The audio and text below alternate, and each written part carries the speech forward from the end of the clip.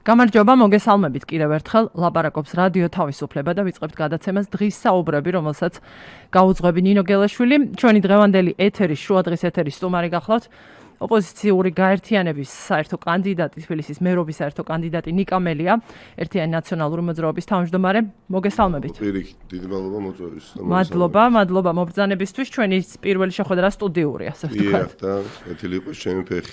მადლობა დიდი. სმენელს და მაყურებელს გეტყვით, რომ შეგიძლიათ კომენტარები მოგწოდოთ live stream-თან, ასევე შეგიძლიათ დაგვირეკოთ ეთერში 2988227-ზე. არჩევანი არ არის იმ ადამიანებს შორის, ვინ უკეთ შეასხამს ბეტონს და დააგებს ასფალტს, ბრძანეთ. გუშინდელ ინტერვიუში ტვ პირველისთვის მიცემულში. რა გზავნილებს ელოდება ამ მრჩეველი თქვენგან? რაღაც უკვე გაჩვენათ ამ მრჩეველებთან კომუნიკაციამ შეხვედრებმა მთელმა ამ პერიოდმა, თუ შეიძლება ამით რომ დავიწყოთ. კი, უბრალოდ არაგუწფერია ყველა ის ადამიანი, ყველა ის კანდიდატი, თუ კი ასეთი არსებობს და როგორც ჩანს არსებობს 1-2, ვინც საუბრობს, რომ ეს არჩევნები არის წყალსაწეთი მილის, ეს არჩევნები არის კანაოსთან დაკავშირებული არჩევნები, ეს არჩევნები არის, არ ვიცი, მოხრეშვის, მოასფალტების, რა თქმა უნდა, ეს ძალიან მნიშვნელოვანია და მე ვიცი, რომ თბილისის მერიაში 1 წელიწადი მიმუშავია ზოე თბილისის გამგებლად და ვიცი რამდენად მნიშვნელოვანია აი ესეთი პრობლემები თბილისელებისთვის, რომელიც უკავშირდება სხვადასხვა ინფრასტრუქტურულ თუ სოციალურ პრობლემებს. ეს ძალიან მნიშვნელოვანია, მაგრამ თქმა იმისა რომ ადგილობრივი თვითმმართველობის არჩევნებია 2 ოქტომბერს და ფსონი ჩვენ გვიდევს ვინ იქნება თბილისის მერი და ეს ფსონი უნდა მოვიგოთ ვინ იქნება მაჟორიტარი დეპუტატი საკრებულოში და ვინ იქნება საკრებულოს თავმჯდომარე ტყუილია გაცილებით უფრო დიდი ფსონი გვიდევს რომელიც უნდა მოვიგოთ ამაში ეჭვი რომ ეპარებოდეს არ ვიტყოდით ან ასე რიხით დიახაც მაქვს რწმენა რომ უბრალოდ თუ არ მარცხდება ოლიგარქიული რეჟიმი შეიძლება ყური შეეჩვია ამ ყოველფრის მოსმენას ოლიგარქატი ხო რას ნიშნავს ეს ნიშნავს იმას რასაც ახლა ვხედავთ განუკითხაობას შავზე თეთრიზე თქმას რომ ვიღაცა გადმოვარდა არ გადმოვაგდეს ვიღაცას ესროლეს მაგრამ თავი თვითონ დაიზიანა არ ვიცი მოკლედ ოლიგარქს აქვს ახლა განცდა რომ 2 ოქტომბერს თუ გადატეხა წელში ქართული ხალხი ანუ რწმენა ქართველების ის ფიქრობს რომ მართლა იქნება 20 წელიწადი. პირდაპირ გეუბნებით, აი შეიძლება არ უნდა ვსაუბრობდე ამაზე.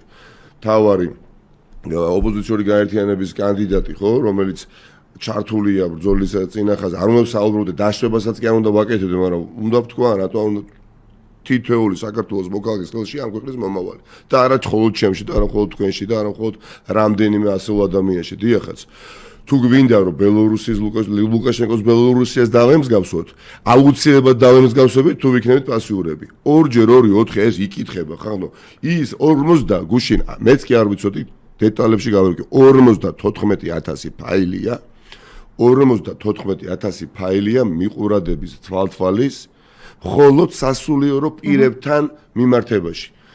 თქვენ წამოგიდგინეთ რა ხდება ალბათ ცალკე ბლოკში პოლიტიკოსებთან ჟურნალისტებთან მიმართებაში ხო 54000 ფაილია თითო ფაილში არის 10-20 გვერდი დოსიები ვინ ვისთან აი რომელი სასულიერო პირის მაგალითად ოჯახში მომუშავე დამლაგებელი ან მონასტერში დედა უყავთ გადმობირებული სახელი და გვარით პირადობის მოწვევა საშინელებები ამოვიკითხე მე მქონდა შესაძლებლობა აი საშინელებები ამოვიკითხე და მე იმედი მაქვს რომ ბევრი ეს ინფორმაცია უმეტესობა არ მოხდება მართლა საჯარო სივრცეში 54000 ამბავი ესაა დაახლოებით 540000 ამბავი 54000 ფაილი 500 ხო და ეს ხელისუფლება რატო საუბრობ ამაზე ერთადერთი სლოგანი და ძალიან კარგი სლოგანით მოვიდა და ლოზუნგი 2012 წელს რომ ადამიანის უფლებები ამ ქვეყანაში მიუხედავად ბევრი წინსვლისა ინფრასტრუქტურული განვითარებისა ეკონომიკა გაჯანსაღდა სახელმწიფოს დაემსგავსაში და ბიზნესმენებისთვის ვერ უარყოფთ ნამდვილად მახსოვს ხო მაგრამ ადამიანის უფლებები უკეთესი იმედს ტოვებ და მათი დაცვის თვალსაზრისით ხო თქვენს გქონდათ ამის იმედი 2012-ში იცით რა მე მე 2012 წელს ჩანაწერების პრობლემა და თემა იყო. რა თქმა უნდა და 2012 წელს დასამარცხებელი იყო ხელისუფლება, არ შეიძლება ხო ხა 20 წელიწადი ერთიგივე ხელისუფლება იყოს, შეუძლებელია მესამე ვადით გქონდეს ამბიცია, ეს უკვე სიმახინჯეა, ეს უკვე დეფექტია იმ დემოკრატიის, რომელსაც შენ აშენებ. ეს არ არის, არ შენდება ან ოლიგარქიული მმართველობა გაქვს, ან დემოკრატიული მმართველობა შეუძლებელია ეხა ქვეყანაში 4-5 ვადით გინდოდეს დარჩენა ხელისუფლებაში თან ერთპარტიული მმართველობით და შენ თავს ეძახთე საკუთარს არა ოლიგარქს, არამედ დემოკრატს. ეს ორჯერ 2 4-ია, უბრალოდ ოქსიმორონია, ორივე ერთად ვერტანაც ხოვდება. ამიტომ ეს ადამიანი მოვიდა ამ ლოზუნგი და თქვა რომ მურუსიძეს სასამართლო არის დასანგრევი, თორე ის რომ პენსია გაიზარდა, იმდენად ამდენჯერ გაიზარდა, ის რომ ეკონომიკა გაიზარდა, ის რომ ბიუჯეტი 10-ჯერ გაიზარდა, ის რომ მართლა განცდა გაუსწრა საქართველოს მოქალაქეს რომ სახელმწიფოა და არა უბრალოდ ტერიტორია, ამას მე მგონი ქართული ოცნების ყველაზე გულმხილველი ხარდაჭერით ვერ უარყოფდა. მაგრამ რა მივიღეთ ჯამში? მივიღეთ რომ რაც კი მოგწონდა 2012 წლამდე. მართლა რაც კი მოგწონდა აურთქდა, თითქოს არც ყოფილა და რაც ყველაზე მაგრად არ მოგწონდა, ვნახეთ რომ გახუთმაგ და გაათმაგ და არ ვიცი ყველაფერი ხდება 150 მილიონი ლარით გაზრდილი აქვს სუს ბიუჯეტი, კუც გადაარქვეს უბრალოდ სუსი ბიუჯეტი ფული მეტი მიცეს და გაათმაგეს მოსმენები, მიყურადებები და ამაზე დგას მეტი არაფერზე ხელისუფლება. დანარჩენი აი ეს ბატონები, კალაძეები, ყობახიძეები, დინარაძეები, ესენი არიან მოლაპარაკე თავები, ამაში დარწმუნებული რო იყო, არც ამას ვიტყოდი. უბრალოდ ჩვენი ღირსების საკითხია, მაპატიეთ შეიძლება ემოციურად ვსაუბრობ, ღირსების საკითხია. ჩვენ ან დავამტკიცებთ, რომ ქართველების მამაცობა, ქართველების ბრძოლის უნარიანობა, სულისკვეთება არ არის მითი, ისტორიულად ბევრი მნიშვნელოვანი თარიღი ყოფილა, როდესაც ეს დაგვიმტკიცებია. ან დავამტკიცოთ, რომ მითია, პირდაპირ გეუბნებით. იმიტომ, როდესაც შენ ყავს ხელისუფლება და ეუბნება ევროკავშირის შენ მთავარ პარტნიორს, ევროკავშირის წევრ სახელმწიფოებს, რომ თავი დამანებე და არ მინდა მე შენი დახმარება სასამართლოში რეფორმების გატარების კუთხით, იმიტომ შენ გინდა სასამართლო აკონტროლო, ამაზე დიდი სიგნალი და მკვეთრი სიგნალი, რომ ჩვენ დასავლური სივრციდან სირბილით გავდივართ, მე არ ვიცი რა უნდა იყოს. ერთი მხრივ თქვენ ბრძანეთ, რომ იმედი გაქვთ, რომ არ გასაჯაროდება შინაარსის ნაწილი, ამ და კიდევ სხვა ჩანაწერების. მეორე მხრივ თქვენ გაქვთ გამოთქვით ეჭვი ასევე, რომ ეს მხოლოდ დასაწყისია.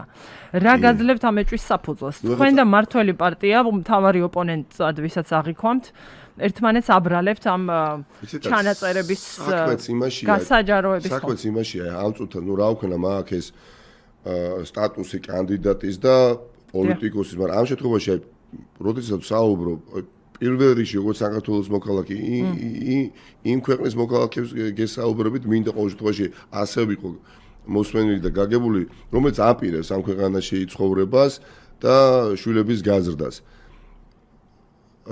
მე ვფიქრობ, რომ უბრალოდ 54,000 ფაილი, როდესაც მარტო სასულიერო პირებზე გაქვთ. ვინ რომელი მაგალითად კორუფციული სქემით იყო დაკავებული, საშინელებებია მოგდეთ ის სიტყვით რა. და ეხა ვინმეს აქვს იმისი ასეთი მოლოდინი, რომ სასულიერო პირებს, ეპისკოპოსებს უსპენდნენ, უთვალთვალებდნენ და პოლიტიკოსებს არა. ამიტომ გამოთქვი, რომ შემდეგი განყოფილება პოლიტიკოსები, შემდეგი ჟურნალისტები, ანუ არ ვიცი, იკითხება ლოგიკურად მივდივარ ამ დასკვნამდე. მესმის, გასაგებია თქვენი პასუხი, ბატონი კამსმენელი ყავს ხაზზე, მოდით აღარ დავაყოვნებ. გამარჯობა, გისმენთ. ბრძანეთ. გამარჯობათ, ბატონ ნიკას მივესალმები და ერთ რაღაცაში, ანუ ვეთანხმები, რომ დასამარცხებელი იყო, თავისუფლად ამბობს, რომელი პარტიის თავმჯდომარეც არის ახლა ნაციონალებისთან. ერთხლა არც რაღაცას გეტყოდით, ანუ თქვენ ხო გინდათ, რომ საქართველოს განვითარდეს და ერთ რჩევას მოგცემდით მე პირადად, ანუ ერთი ადამიანი და ბევრი აზრზე არის, ანუ ჩემ აზრზე არის და თუ გინდათ, რომ საქართველოში აი მოხვიდეთ და რაღაც დაიცვათ და მთავრობაში მოხვიდეთ. ერთი რაღაცა უნდა გაითვალისწინოთ პირველ რიგში, რომ ეკლესიას არ უნდა ებრძოლოთ. ანუ სააკაშვილმა თქვა, რომ ბოკერიას ბრალი იყო რაღაცები, მაგრამ მე ვეღარ გაბედა. ანუ რაღაც ბეტოლა არის, ხო ხტები რომ ბეტოლა არის ლიბერალები და მსოფლიოდან და მოусმინოთ მხოლოდ და მხოლოდ. აი გაქცევთ პასუხს და მე ვფიქრობ ეკლესიაში გადაგებენ და ავიყვანოთ და ისე ვცხოვროთ და არა აუცილებელი LGBT-მა ჩაატარონ მაგრამ მე ვფიქრობ თქვენ ბოლოს არ უნდა დავხოცოთ. გენაცვალეთ ბოლოს დღეების განმავლობაში მიმდინარე პროცესებს მივესალმებით დიდი მადლობა. მე ვფიქრობ ამაზეა დიახაც ეხა ერთ-ერთი მთავარი წუხილი საზოგადოებაში გამახვილებული. დიახაც, როდესაც ხედავთ, რომ რა თქმა უნდა, მაღალი და დაბალი სასულიერო სხვადასხვა იერარქიის პირები, როდესაც არიან შანტაჟის, მუქარის, გადმობირების მსხვერპლი, ეს ყველაფერი დავინახეთ, ეს ყველაფერი საკუთარი ყურით მოვისმინეთ. დავრწმუნდით იმაში, რომ სასულიერო პირები არიან ტყვეობაში რეჟიმის. ნაწილი მათგანი და ერთ-ერთი მე ჩემი თვალით დავინახე და მოვისმინე ეპისკოპოსი რომელიც შეგუებულია მე რა რომ მისმენენო კაცო მე რა რომ მიყურადებას ახორციელებენ ჩემზე ამაზეა ერთ-ერთი ყველაზე დიდი ავტორიტეტით მოსარგებლე ინსტიტუცია მაღალი რეპუტაციის მქონე საქართველოს მართლმადიდებელი ეკლესია ბიძინა ივანიშვილმა დაინახა საფრთხედ და კონკურენტად და არათუ შეულახა ძვირფასო მოქალაქე პატივისცემა თქვენ ვინ ზარი განახორციელეთ დაინახა კონკურენტი მასში და არათუ რეპუტაცია შეულახა უბრალოდ ანგრევს ხახნო 54000 ფაილია მარტო დედაოებზე მოძღვრებზე და სხვადასხვა სასულიერო პირებზე მოპოვებული წლების განმავლობაში ამ უკანასკნელი 8 წლის განმავლობაში ეს ხო მე არა ვარ ეს ხო თქვენ არა ხართ ეს არის ბიძინა ივანიშვილის რეჟიმი რომელმაც ეს სმენელის აქცენტი ბოლოს სხვა იყო არა ამ წუთას არ არის ხაზზე არავინ ეკლესიას არ დაუპირისპირდეთ და მოусმინეთო და არა ბოლოს ახსენა უმცირესობების სექსუალური უმცირესობების უფლებების დაცვა მნიშვნელოვანია როგორ უყურებთ თქვენ ამ საკითხს მე არ მქონდა ეს თემა მნიშვნელოვანი მაგრამ თუ ჩვენ თავს ვდებთ ეკლესიურობაზე დიახ ძვირფასო მოქალაქე პატივისცემ სახელი არ ვიცი ვერ მიმართულობ ხო ჩვენ უნდა შევეგუოთ ეკლესიური თვალსაზრისითაც სახელმწიფოებრივი თვალსაზრისითაც პოლიტიკური თვალსაზრისითაც არ ვიცი ყველანაირი თვალსაზრისითაც ადამიანი არის ამ მთავარი ამ ქვეყნის ყველა მოქალაქეს თითოეულ მოქალაქეს აქვს თანაბარი უფლება იყოს ბედნიერი და იყოს თავისუფალი ეს არის ჩემი პასუხი და ამისთვის ვიხარჯები ამ პოლიტიკაში კაცო. მეტი არაფერი არ მინდა, არც თქვენ გინდათ ხო მეტი არაფერი. კიდევ ეხა კითხვის პათოსი რა იყო, რომ ვინ სხვა ებრძვის, და ვინ მეტი რა უნდა დავინახო. გასაგებია, ბატონიკა თქვენი პასუხი მინდა ამ ჩანაწერების თემაზე ვთქვათ კიდევ და შემდეგ გადავალ სხვა საკითხზე. თქვენ იმ ერთ-ერთ თქვენს გამოსვლაში, განცხადებაში ბრძანეთ რომ სუს გააუქმებთ. ამასთან დასაპირისპირებლად ჩვენ მე შემთხვევით არ გავიხსენებ 2012 წლის მდგომარეობა, როცა იყო ლაპარაკი ასევე უამრავი ჩანაწერის არსებობაზე, გვახსოვს ეს განადგურების ეს ფორმალური აქტი თუ არ ვიცი რა და ვარქვა, შემდეგ გვახსოვს საჯარო ჩვენებები, გვახსოვს ჟურნალისტების ჩვენება გარკვეული ჩანაწერებისა. ჩემი კითხვა არის ასეთი სუსი უწყების გაუქმება ხო არ ვიცი ზუსტად ვერ მივხვდი მაგრამ როგორ რა დაასრულებს ამ სიბინძურეს და ამ დანაშაულს მარტივად ვიცი ბევრი დრო მარტივად გეუბნეთ არაფერი არ დაასრულებს ვერაფერი ვერ დაასრულებს მანამ სანამ ამ ქვეყანას კოალიციური მართლობა არ ეყოლება სანამ სახელმწიფო შტოები ერთმანეთისგან არ იქნება დამოუკიდებელი სანამ პარლამენტი აღმასრულებელი ხელისუფლება სასამართლო პრეზიდენტი ერთი არის არაფერი არ გვეშველება. როგორც სახელმწიფო ვერ გამოვითარდებით. უებარი გამოსავალი აქ არის კოალიციური მართლობა ყველა დონეზე, სადაც ბალანსი იქნება. ხელისუფლებაში ყოფნის დროს შევეჯიბრებით ერთმანეთს, კარგი საქმეების კეთებაში, ნარკოტიკის ჩადებას ვერავინ ვერ გაბედავს, ვერავინ ვერ გაბედავს უმცირესობების დაჩაგრავს, ვერავინ ვერ გაბედავს სასულიერო პირებზე მიყურადებას, ჟურნალისტების ცემას.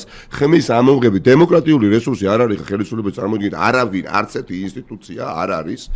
უბრალოდ იმ მდგომარეობაში, რომ გააკეთოს ობიექტური განცხადება. არ არის. ერთადერთი ნინო ლომჯარიას უწყება რაღაცა ის მწირი რესურსი დარჩა მეტი ერთ ყაიდაზე მორგებული არის ყველა ადამიანი რატო იმიტომ რომ დამორჩილებული იყოს ხო მე ვაპატიეთ ამ ემოციებს ვერ წარმოგიდგენიათ მე გავიგვიძო ხვალ აღმოვაჩინო რომ თურმე მიყურადებდნენ საძინებელში იციან ჩემზე ყველაფერი მithვალთვალებდნენ ეს ყველაფერი მითხრა და მანახოთ მე მომიწვიოთ ტელე გადაცემაში რადიო გადაცემაში და გითხრათ მე რა რომ ისმენენ ეს ნორმალურია და რატო ამას აკეთებს ეპისკოპოსი იმიტომ რომ იმდენად ყავთ უკვე გადმობირებული თავარი რამე მართლა გეუნდა აი აღსარების საიდუმლოში როდესაც უამრავ მორწმუნე ადამიანს ეჭვი შეეპარა და მეწმუნედ ყოველდღე მაქვს შეხება ადამიანებთან ეს უკვე ტრაგედია თითოეული ჩვენგანის სანამ ესე იგი შენ მოძღვართან მიდიხარ უკვე ფიქრობ შენ თავთან კითხვაზე სვამ რომ ეს ადამიანი მართლა ჩემი მოძღვარია თუ რასაც ველსაუბრები ეს ყველაზე დიდი ჩემი საიდუმლო და ყველაზე მნიშვნელოვანი ჩემი კუთვნილება რასაც ერთ ადამიანს უზიარებ სხვაგანაც გადის და მე სუსის არქივებში ხვდება ეს არის კატასტროფის ნიშანი მეტი ამას არაფერი არ ქვია და ეს ყველაფერი უნდა დაასრულდეს არ შუაში აღარ არის რომელი პარტიის წარმომადგენელი არის ამგვარი ჩანაწერების უმძიმესი ეფექტი მათი შინაარსი ერთი მხრივ მაგრამ გაცილებით მეტი არის ის ეფექტი განცდა სწორედ იმისა რომ არანაირად დაცული ადამიანის სივრცე არ არის გეთანხმებით ეს არ არის უბრალოდ დაჯყებული აი კვალიფიციურად გაკეთებულია პრაქტიკულად აი დისერტაცია როგორც იწერება თავისი შესავლით და დასკვნით აი ასეთი ნაშრომები დევს 54000 ფაილი. ხო კვალიფიკაციას რა გითხრათ, მაგრამ ხო როგორც არის დეტალურად არის იმათი. ნამუშევარი ეს არ არის 1 და 2 დღეში დაწერილი. ცხადია. ბანონიკა ზარი გვაქვს ერთი კიდევ და შემდეგ გადავალ შემდეგ საკითხზე. გისმენთ გამარჯობა. გამარჯობათ, მოგესალმებით. ბრძანეთ, გისმენთ. მოგესალმებით, გამარჯობა. სტომარს მოგესალმებით. პატივისცემით და თქვენს მსმენელებსაც. ეხლა იცით რა შეასაქმე?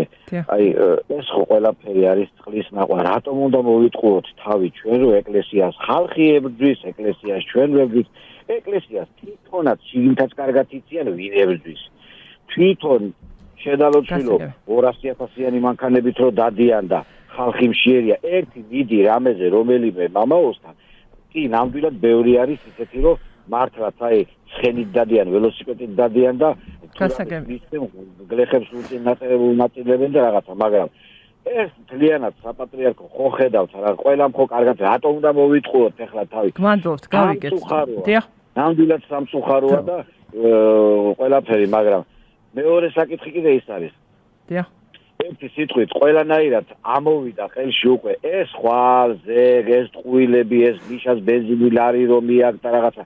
ყველაფერი უკვე კარგად გავიგეთ. ერთხელ გავაპატიეთ, ორჯერ ვაპატიეთ. ეხლა უკვე კარგად განდებოდნენ, მაგრამ ისე წავლენ რომ უკან უნდა მოიტანონ ყველა თეთრი და ეს ყველაფერი უნდა გადანაწილდეს მერე ხალხს. დიდი მადლობა. ბუნებრივი რესურსები გაიხადოს. მადლობა. დიდი მადლობა ზარისთვის. დიდი მადლობა. თუ შეიძლება რომ კითხვა არ იყო პოზიცია ნათელი იყო მსმენელის და გადავალ შემდეგ საკითხზე დრო გვაქვს ცოტა. ვერთად დაგვიფარა და დაგვიფარავს და ვერცეთ ივანიშვილი და ვერცეთ მილიარდი ვერ დაანგრევს ქართულ ეკლესიას, მაგრამ იქ რო არის უამრავი მართლაც პატიოსანი უამრავი რა თქმა უნდა არიან. ის სასულიერო პირი, რომელიც მართლა გვიმრავლოს, ეს ვიცი. ბანონიკა. მოდით გადავალ ასე ვთქვათ, ასეთ საკითხზე. ჩვენ გვესმის რიტორიკა, ინტენსიური რიტორიკა მართველი ძალისგან, თქვენი მთავარი ოპონენტისგან. დღესაც არის დაგეგმილი ბრიფინგი ოცნებაში 2 საათზე ჩვენი ეთერის შემდეგ. რომ ნაციონალური მოძრაობა და რადიკალური ოპოზიცია, ასეთად გაფასებ და მოგიხსენიებთ თქვენ და თქვენს თანამებრძოლებს, ასე ვთქვათ, სხვა პარტიას. ემზადებით არა 2 ოქტომბრისთვის, არ აწარმოებთ საარჩევნო კამპანიას, არამედ ემზადებით 3 ოქტომბრისთვის, ძალადობისთვის, არეულობისთვის და ასე შემდეგ. თქვენი, ასე ვთქვათ, წარმოდგენა ამ პროცესისა 2 ოქტომბრამდე და რა მოხდება 3 ოქტომბერს, რა პასუხი გაქვთ ამ კითხვაზე ჩვენი აუდიტორიისთვის? აი უხერხულად ჟღერს მათი მხრიდანაც კი, მათი სტანდარტის გათვალისწინებითაც, არ აწარმოებენ კამპანიას, როცა ოპოზიციას ეუბნებიან, ალბათ გულისხმობ, რომ ბილბორდები რო არ აქვს ოპოზიციას და 10 მილიონს ვარ ხარჯავთ მხოლოდ თბილისში. ხო? აი მარტო ბატონი კალაძე თავის ბილბორდებში 10 მილიონს ხარჯავს. ეხლა არ ვიცი ხა მეტროში და ასე შემდეგ იქ კიდე დამატებითი ხარჯები თელ საქართველოში 30 მილიონ ლარს ხარჯავენ ბილბორდებში. როცა ჟანგბადის მარაგი არა აქვს. და მილიარდები აქვს ჩვენს პარტნიორებს მიცემული, ხო უბრალოდ საღი აზრია ელემენტარულად მონდომება ჭირდებოდა იმას, რომ ჟანგბადის მარაგი ჰქონოდა დღეს და არა აქვთ.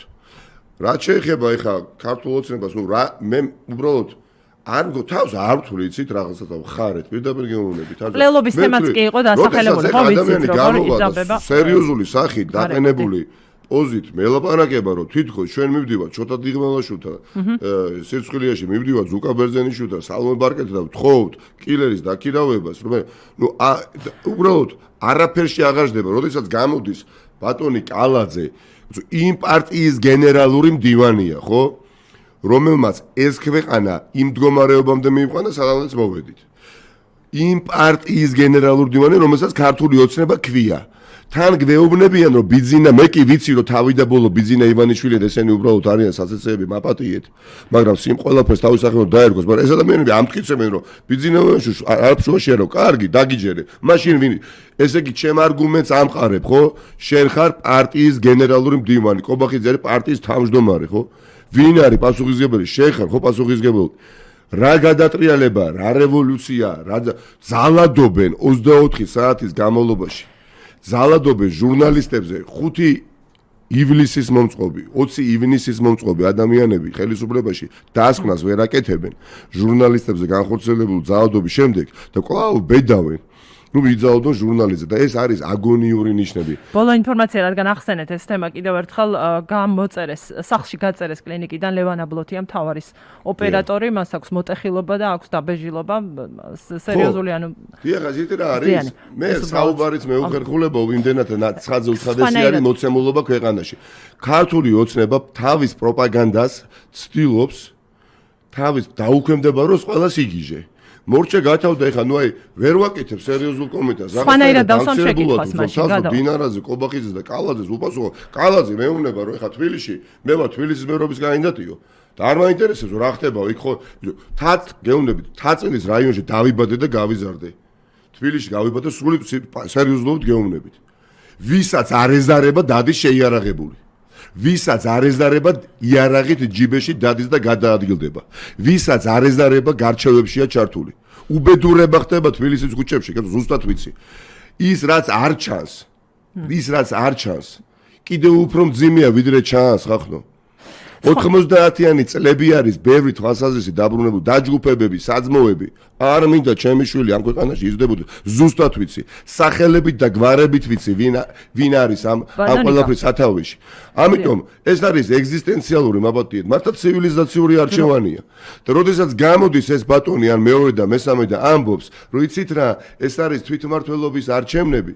ადამიანებმა მოახერხეს ის და რავი ხა მე ხო არ მომიფიქრებია თავიანთი დასკვნებია უბრალოდ სისტემაში ღრიჭო გაუშვათ და გამოუჟონათ ინფორმაცია პრაქტიკულად ყველა ან გადმობირებული ყავთ რეგიონებში მერობის კანდიდატება დასახელებული ადამიანები ზედმეტსახელები წლები თვეებით რა როგორ და ეს უბრალოდ არის მცდელობა რომ ლუკაშენკოს ბელორუსიას დაამსგავსონ საქართველოს აი ამ ბრძოლაში ჩვენ ვინც ამას დაიჯერებს და იწამებს ამ ბრძოლაში წინახაში ჩადგება და ვინც არა როგორ ჩანს არ არის იმისი ღირსი იცხოვროს თავისუფალ ქვეყანაში მაგრამ იმათ ჩვენ ვერ მიბაძავთ ვინც არა გარბის ძალიან მინდა აუცილებლად დავსვა ეს შეკითხვა რა შემთხვევაში თქვენ ბრძანებთ და გასაგები არჩევნებში მონაწილეობთ რომ მეჭვი არ გეპარებათ გამარჯვებაში ასე შემდეგ მაგრამ რა შემთხვევაში კითხვა ასეთია აღიარებთ არჩევნების შედეგებს ჩვენ ასევე ვიცით მიხეილ სააკაშვილის შეხვედრა სტრასბურგ შეხვედრები ჰქონდა მას ასევე ევროპარლამენტარებთან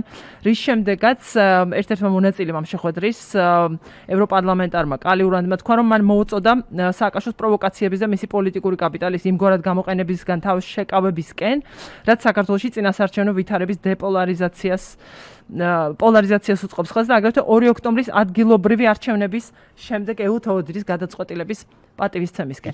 თქვენი განწყობა როგორია ამ კუთხით რა წარმოდგენა გაქვთ? რატომ ვარ დარწმუნებული იცით გამარჯვებაში ოპოზიციის და ქართველი ხალხის? იმიტომ რომ უბრალოდ არ ჯერა რომ ამ სახელმწიფოს წერტილი უნდა დაისვას 2 ოქტომბერს. არ ჯერა არც კი ვუშვებ. არ ვუშვებ. აქედან გამომდინარე მგონია რომ აუცილებლად გავიმარჯვებთ. და აქედან არის ეს რწმენა ერთი მეორე ცხოვრობ ხო გადავადგილდები ქალაქიდან ქალაქში ადამიანების განწყობა ძალიან ბევრი ადამიანი შეცვლილია დამოკიდებულების კუთხით ქართული ოცნების მიმართ ყველამ ყველაფერი გაიგო და ვინც ვერ გაიგო ან დარჩენილ 15 დღეში გაიგებს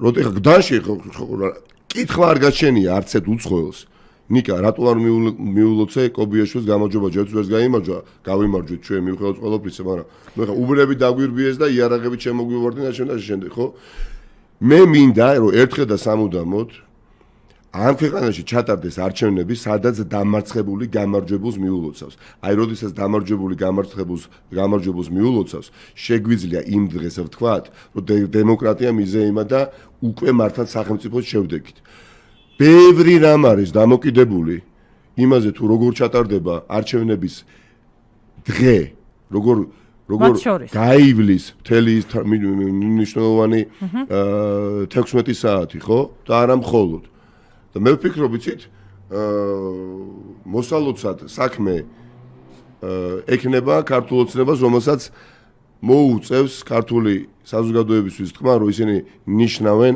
ახალ ვადამდელ არჩევნებს როგორც თქვენ მომიწევთ ალბათ ვერ ხომ გიყურებთ აი ისევე ვარ დაწუნებული რომ დათქმულ 43%-იან ზღარს ახლოსაც ვერ მოახლოვდებიან თუ კი გამოვიდა ხელისუფლება და თქვა იცით რა მე რა თქვენ 43% ჩვენ 43% ვერ ავიღეთ მე რა რომ თქვენ გვეუბნებით რომ ვადამდელი ჩავნიშნოთ არ გინიშნავთ ბუნებრივია შედეგზე ლაპარაკი 43% რა თქმა უნდა ეს არის მთავარი და აკი ზემოთ აღნიშნე არ არის სონი მთავარი თბილისის მერობა და საკრებულოს თავმჯდომარეობა არ არის მნიშვნელოვანია მაგრამ არა მთავარია ამიტომ აქ როგორც ერთი მუშტი ისე შეიკრება მთელი ქართული საზოგადოება და საერთაშორისო საზოგადოება და როგორ არ ჩანიშნავენ ვადამდელ არჩევნებს ამასაც ძალიან კარგად და ყურადღებით დავაკვირდებით ამიტომ მე რომ დავმარცხდე და ეს მარცხი იყოს ნამდვილად სამართლიან ბრძოლაში ეს მარცხი იყოს აი უბრალოდ კონკურენციაში სადაც არ ძალადობენ, არ აშანტაჟებენ, სადაც მოსყიდოს ადგილი არ აქვს, სადაც უბრალოდ ადამიანები არც ვივან მეორე სართულიდან აშენდა. მართლაც მინდა რომ ამ ქვეყანაში გაიზარდო ჩემი ბავშვი. ეს мотиваცია მაქვს და რატო არ მიულოცავდი სიამოვნებით, ან რატო არ უნდა მივიღო მოლოცვა ბატონი კალაძისგან, ხო?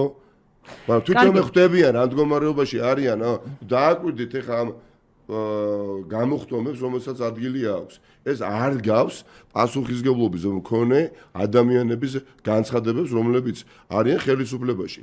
ესენი არიან ადამიანები, რომლებიც იციან, რომ ქვეყანამ გაიგო ის, რაც ვიწრო ჯგუფმა იცოდა მხოლოდ გუნდის შიგნით.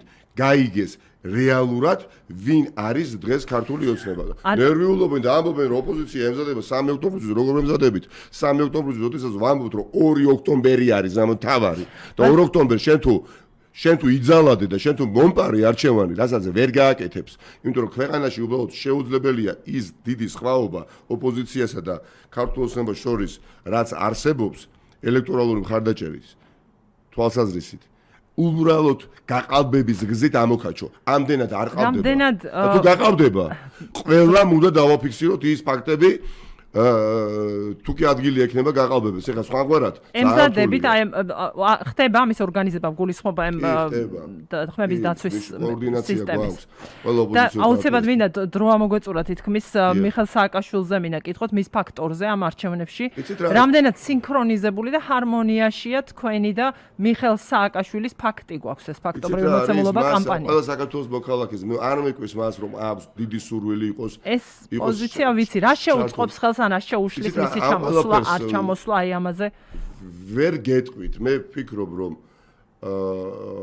ადამიანი რომელიც ამ ქვეყანაში დაიბადა, გაიზარდა, ბევრი უკეთებია, ბევრი შეცდომების დაუშვია, მანაც არაერთხელ თქვა, იცით რა, სიმართლე არის ყველაზე მნიშვნელოვანი ხალხი. მე გეუბნებით, ყველა ის, აი დიდი პატივისცემით, ყველა ის ჩემი მეგობარი, გუნდის წევრი და ასეთ პრაქტიკულად აღარ ვიცი, ვინც ამბობს 2012 წლამდე ჩვენ შეცდომა არ დაგვიშვია, არ არის გულწრფელი ხალხი. აი ეს პრობლემა ჩვენ რატო ვებრძვით? ამ კონკრეტულ გარემოში კანონიკად 9 წუთი დაგვრჩა. როგორ უყურებთ თავად ამ მაგრამ ადამიანს, რომელმაც გააკეთა ის რაც მას შემდეგ ვერავინ ვერ გააკეთა, უფლება აქვს იყოს ამ ქვეყანაში. უფლება აქვს. სხვა საკითხია, როგორ მოხერხდება ეს. იცით მეტი დეტალი, ვიდრე საზოგადოება მის ჩამოსვლა. ავტოკრატიულ სახელმწიფოში, სადაც ყველაფერი არის სახელმწიფო სოწყობის სამსახური და ყველაფერი არის ძალადობით განპირობებული. არ ვიცი, ძალიან რთული საკითხია პირდაპირ გეუბნებით. არ არის მარტივად გადასადგმელი ნაბიჯი, დაველოდოთ მოვლენების განვითარებას. ფაქტი არის ერთი, რომ ჩვენ არავის არ მივცემთ საბაბს, არც მიხეილ სააკაშვილი და არც ერთი რომელიმე ოპოზიციური პარტიის ლიდერი ქართულ ოცნებას, რომ რაიმე სახის ნიშანი მოგვიგოს, თუნდაც საერთაშორისო საზოგადოებასთან რომ ჩვენია. დიდი მადლობა ბოდიში პირიქით რომ მოგვეწურა. ნიკა მელია იყო ჩვენი გადაცემის სტუმარი. ძალიან დიდი მადლობა სტუმრობისთვის. მე მშვიდობები ჩვენს აუდიტორიას. საღამომდე 17 საათსა და 15 წუთზე შევხვდებით ერთმანეთზე. კიდევ ერთხელ ვაცხადებ ჩვენი რედაქციის პოლიტიკას, ჩვენი პლატფორმა ღია ყველასთვის, ყველა ძალის კანდიდატისთვის და რასაც ხედავთ ფაქტობრივად, ვინც მიიღო ჩვენი მოწვევა არის ის, რაც ხდება ჩვენს ეთერებში. ეს არის ჩემი სათქმელი. ძალიან დიდი მადლობა თქვენ, დიდი მადლობა ჩვენს მსმენელსა და მაყურებელს დროებით. ლაპარაკობს რადიო თავისუფლება.